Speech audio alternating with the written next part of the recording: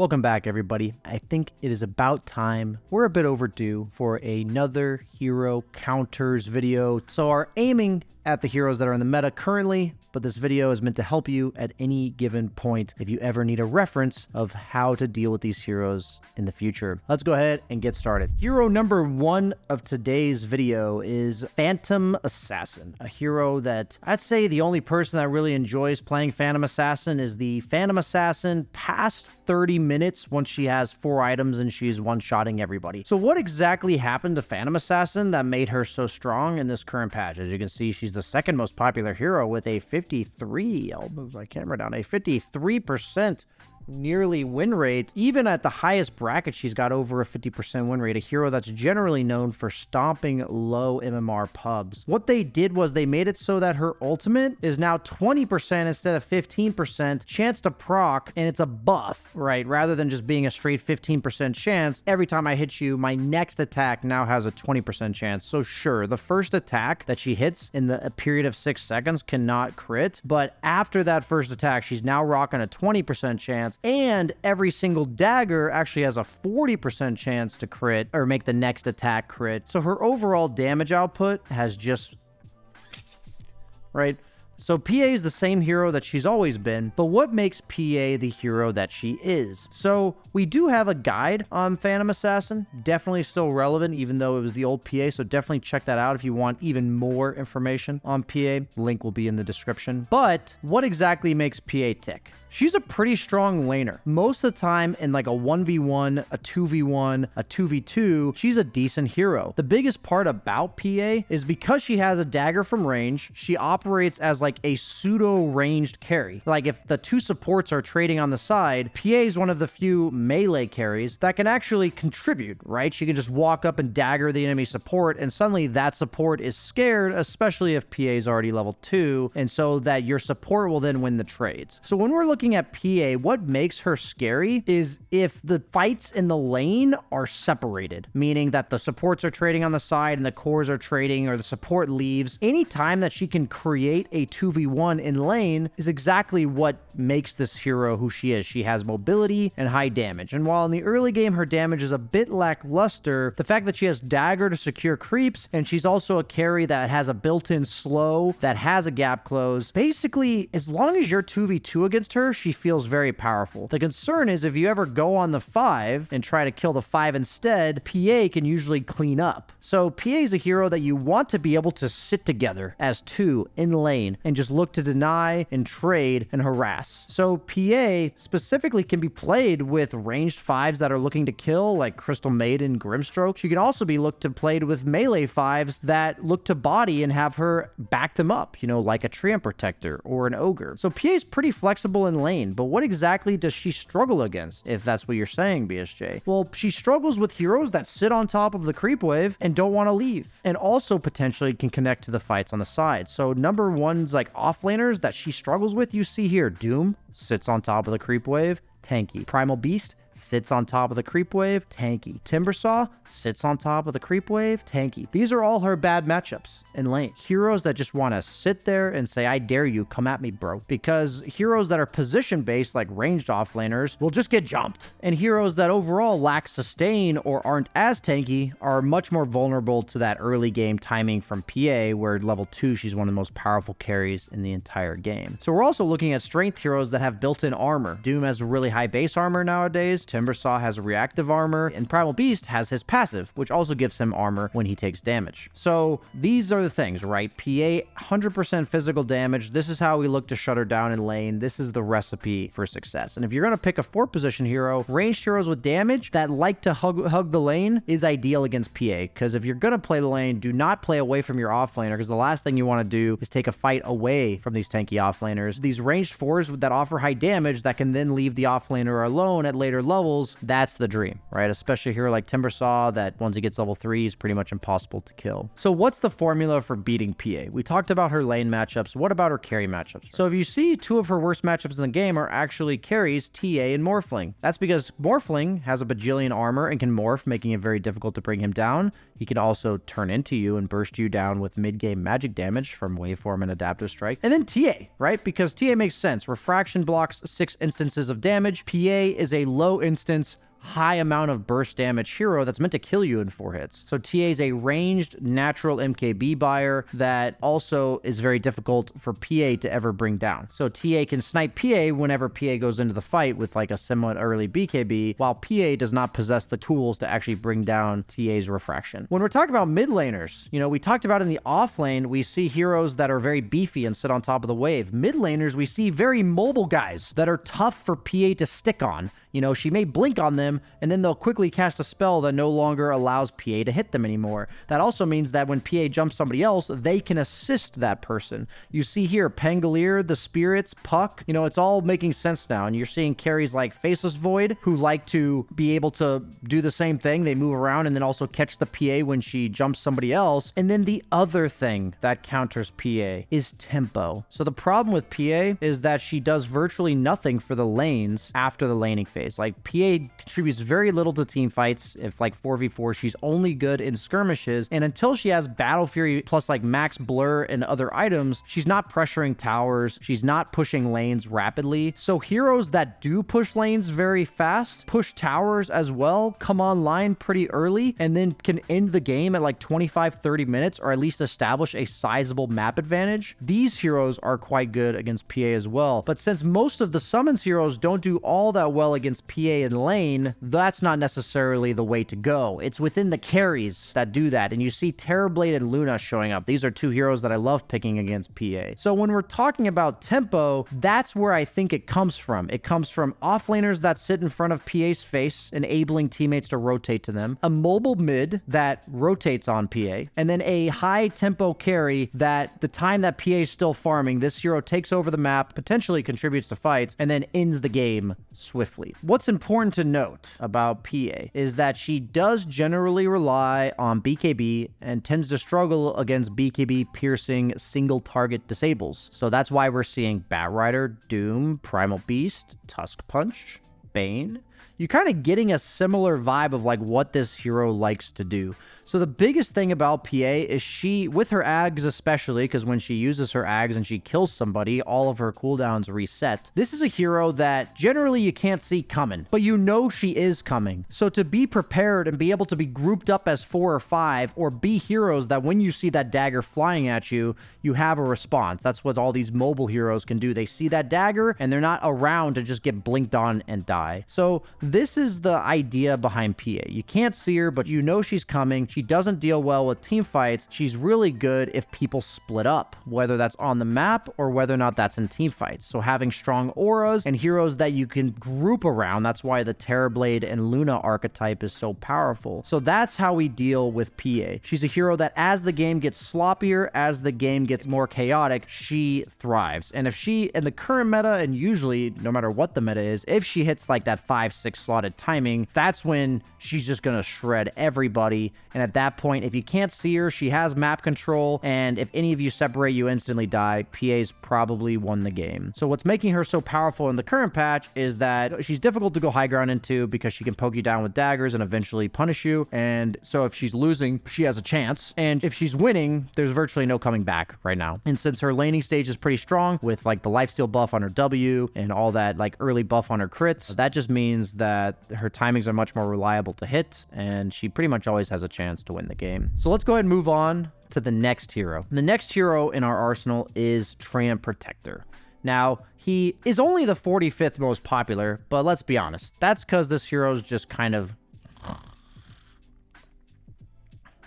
sorry. Not necessarily the most exciting hero, but what he is right now is the undying of lanes, and that's often what he is whenever he's meta. BSJ, what do you mean by the undying of lanes? What I mean is that he pretty much secures any safe lane, and most of his bad matchups are pretty bad heroes right now, other than what we see Phoenix, but I don't see any Timbersaw, any Death Prophet, any Batrider, really any Viper, any Enigma, Broodmother. Like, I only see about a third of the heroes up here in any of my games, and so not only is it that he's strong right now as an individual hero, but he also, like, you have to consider always, this is just kind of a gentle reminder that if what's good against a hero isn't generally very good right now, that will naturally make that hero better. Kind of keeping that sentiment in regards to future patches is a great thing to keep in mind. So what exactly did they buff about Treant, right? They made it so that Nature's Grasp now counts as trees, so he can much more easily path around the map. His shard is much more abusable now. And so what this hero is a lane securer that eventually becomes an invis assassin and counter initiation. He can set up with roots into roots, and he can also counter initiate through BKB with his overgrowth. And he also has global living armor to heal towers as well as teammates. And then in team fights, he has Leech Seed to also heal people. So what makes Treant so strong is that it's really fucking hard to find this guy. He's a strength hero that eventually becomes invis and has free pathing through trees, and he also makes it very difficult to kill his teammates, whether he's behind them or whether he's not because of living armor. And he's also really good against poking towers down. So here's a few things we've listed, right? So let's talk about that last one. One of the most important things against Treant Protector is to have a hero on your team that takes tier 1 towers. That is one of the most important things to have, because there are plenty of games against Treant Protector where you will just never get a tower because instead of chipping down these tier 1 towers, they just get healed up by living armor. That's why we see the likes of like Death Prophet, Leshrac, Huskar, these Pugna. We see super early tower-taking heroes be amongst some of the hardest counters to Treant. So having a hero like that in your draft is absolutely essential. Even a carry like Jug is pretty good at taking early game towers. What other than that? It's important to remember that Leech Seed as well as Overgrowth are dispellable by basic dispels. So heroes that have built-in dispels or naturally by Manta will generally be very strong as well. Built-in dispel, built-in dispel, built-in dispel. Even Primal Beast has a dispel at level 15, which is a talent for free. So having a dispel is generally very strong against Tree, and one of the most crucial items to ever buy against him as a carry especially is Manta, because of the fact that he has a BKB piercing root. So generally Manta is the go-to, and then eventually you'll have Manta Satanic because you'll use Manta to hit or Satanic to hit, and then he overgrowths you. So you'll need another Dispel to get rid of it. So last but not least of what we mentioned about Treant Protector that makes him really strong is the fact that he has free pathing through trees. So other heroes that generally are very good against Treant are ones that can either chase him through trees or ones that destroy trees. So Phoenix does that fantastically. He has a mobility spell jumping through trees, and he also can destroy trees with his egg as well as his dive. We're talking about Timbersaw. Self-explanatory, fucking destroys all the trees. We're talking about Batrider with Firefly. We're talking about even like Coddleags, for instance. We're seeing a lot of like long-range poke heroes being kind of in here too. We're seeing like Coddle, Pugna. These are long-range poke magic damage heroes. All of what Treant does is close-range heal with Leech Seed and armor and preventing attacks with living armor and overgrowth. So what do we see that's bad against Treant Protector? It's all the single target physical damage dudes. Legion, Nature's Prophet, Wraith King, Lone Druids, TA, Axe, Centaur. Like all these heroes are single target, kill that one guy kind of heroes. We see PA, Venge, Slardar, Chaos Knight, Clinks, heroes that are predominantly physical damage that try to kill one guy fast. That is exactly all you need to know about Treant Protector. To be honest, this hero is not that exciting, so knowing that this is how you deal with him is absolutely essential, considering the tier 1 towers, considering the importance of dispels, and not picking too many single target physical damage dealers at max 1. Now, for the third and final hero of this counters video, we are going to be talking about Earthshaker, the hero that is the 10th most popular hero right now, and even though his win rate is slightly below 50%, we're seeing him in the support role. We're seeing him in the mid role. We're seeing him in the offlane role. Perhaps in your 1K pubs, you even see him in the carry role. This is a hero that has been historically one of the most fun, especially TI time heroes that's always buffed for his team fight. He's super fun, to be honest, but he's also, in my experience, very annoying to play against. Why? Because he has a bajillion stuns. So what they've given him is more attack range on his enchant totem, as well as early levels of aftershock doing more damage. So these things have naturally buffed core Shaker in lane. So that's why we're seeing a lot more mid Shaker and off lane Shaker. He absolutely dumpsters for the most part any melee hero 1v1 mid, just due to the fact that he wins every trade, he can get free denies with enchant totem, and then he also just has aftershock. So heroes that tend to do very well against Shaker are ones that outrange him in lane, like Necrophos, Dazzle, Queen of Pain, right? TA, Viper, Leshrac, Batrider, Huskar. You're kind of getting the picture. The heroes that outrange him in lane specifically deal very well with him in the mid lane. Now, if we're talking about support Shaker, that's a whole different story. In the off lane Shaker, we're talking about heroes with passives that outtrade him, where he doesn't feel comfortable sitting on top of the creep wave spamming his enchant totem and hitting you or getting free denies. So we see Monkey King, Lifestealer, Ursa up there. So you're kind of getting a drift for like the way Earthshaker likes to play lanes as a core. But as a support, he's mostly all about his blink initiation. So heroes that can see him, or heroes that when stunned still do damage, or heroes that make it difficult or unlikely for their teammates to group around them, meaning heroes that are usually ranged, high damage, and then when he goes on them, they still do damage. What are we talking about? We're talking about Viper. We're talking about Gyro with the Ag Scepter. We're talking about Leshrac with his Pulse Nova. We're talking about Batrider with Firefly. And then you're just seeing really a bunch of difficult to burst heroes. And that's where Earthshaker really struggles. If he doesn't have an obvious target to burst, then Earthshaker's teamfight feels incredibly underwhelming. And generally, heroes that when they get initiated onto can then pop BKB and then turn on you is the ticket for like having a really tough time. So TA, similar idea to why she counters PA, right? Is Earthshaker's meant to kill you instantly with like a small instance of damage and just die. Well, and she has Refraction, Blink, Meld Strike to hit you if you go on somebody else. It's the same idea, right? Hard commitment, single target hero. Even though he has Echo Slam, we all know what Earthshaker's good against. Meepo,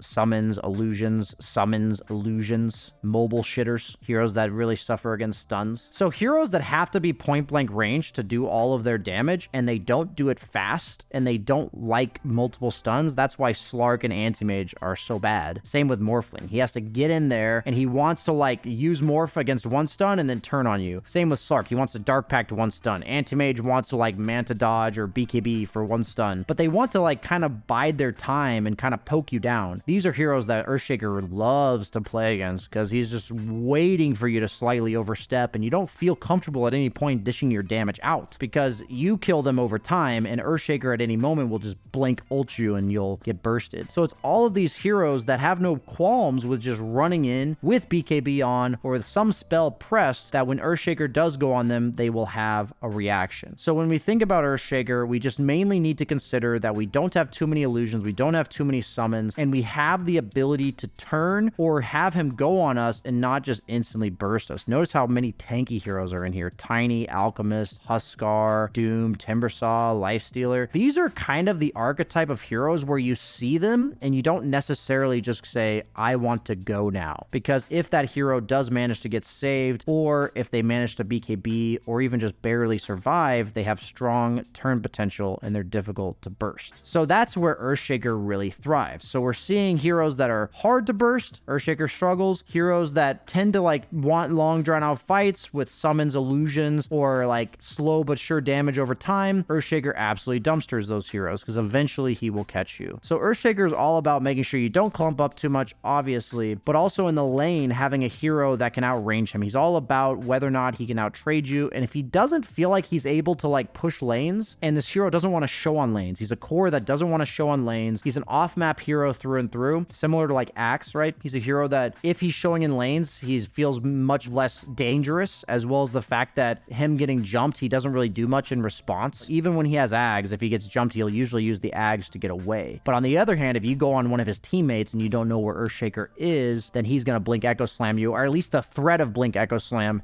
is absolutely terrifying. So it's just really important that with this video, considering that it's mainly about core Shaker, because that's what we're seeing right now. In the future, if we see a lot more support Shaker, for whatever reason, I will definitely make an updated guide on countering support Shaker specifically. So that's it for today's video. Thank you so much for watching, guys. Hope you enjoyed this counters video, and I'll see you guys next time. Like, comment, and subscribe.